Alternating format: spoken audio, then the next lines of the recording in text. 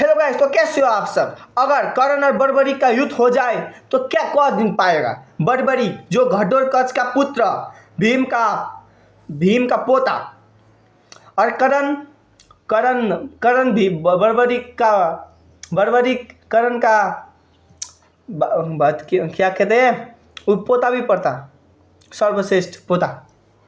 इन दोनों में तो आपको पता है, कर्ण का गुरु परशुराम और बर्बरीक का गुरु तो नहीं है, लेकिन बर्बरीक ने तपस्या करके माता कामाख्या या धरती माता को माया देवी माता को प्रसन्न करके तीन अस्त्र का वरदान पाया था। एक अस्त्र पूरे जांच करता, एनालाइज करता कौन कौन है शत्रु।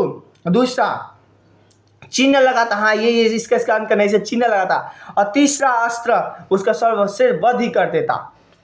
हाँ, महाभारत में बर्बरीक ने भाग क्यों नहीं लिया, इसके पीछे भी एक कारण है। ये क्या कारण है?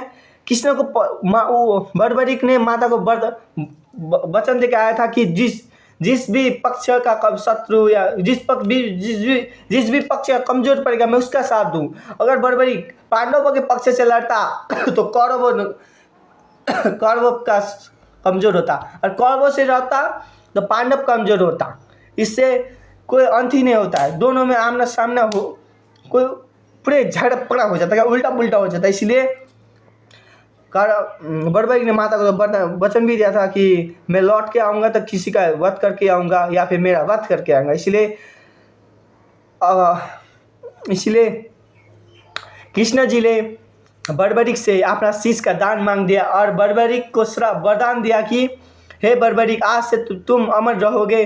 और मैंने जिसका भाग्य लिख दिया, कृष्ण जी कहते हैं, मैंने जिसका भाग्य लिख लिया वो कोई नहीं बदल सकता, लेकिन तुम जिसके भाग्य भी बदल सकते हो। जो तुम्हारे पास, जो तुम्हारे मंदिर में जो भी आएगा वो खाली हाथ नहीं जाएगा। इसीलिए आज भी जाते दयालु भक्त बर्बरीक की साली आज तक कभी खाली नहीं आता है। कृपया आप बर्बरीक घाटू श्याम, अभी घाटू श्याम नागे करता है, घाटू श्याम में आप जाइए, आप खाली हाथ नहीं आओगे, कुछ ना कुछ आप लेके जरूर आओगे। वहाँ का पुजारी भी ऐसे ही नहीं पढ़ाएगा, जो भी दान दोगे यहाँ ऐसे ही आओगे, खाली हाथ तो नहीं आओगे। आप बात करते हैं इन दोनों में शक्तिशाली कौन है। बर्बरीक के पास तो तीनों अस्त्र था और कर्ण के पास भी तो सारे अस्त्र था, कवच और कुंडल था। और इन दोनों के अस्त्र में हो भी जाता तो कवच और कुंडल के, कर्ण के पास कवच और कुंडल था, बर्बरीक के था तीनों अस्त्र था, और तीनों भी अस्त्र कर्ण के चला दिया था तो कवच पे कर्ण कुछ नहीं होता।